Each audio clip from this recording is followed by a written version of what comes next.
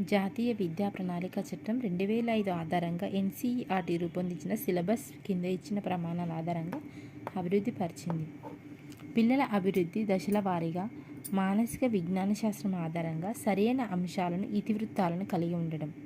ఒకటేంటి, పిల్లల అభివృద్ధి దశల వారీగా మానసిక విజ్ఞాన శాస్త్రం ఆధారంగా సరైన అంశాలను ఇతివృత్తాలను కలిగి ఉండడం.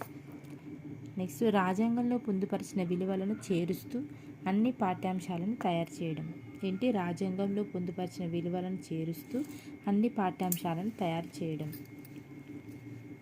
ఒక దశకు మరి ఒక దశకు కొనసాగింపు ఉండడం. ఒక దశకు మరి ఒక దశకు కొనసాగింపు ఉండడం. వివిధ పాఠశాల విషయాల మధ్య సంబంధాలను ఏర్పరచడమే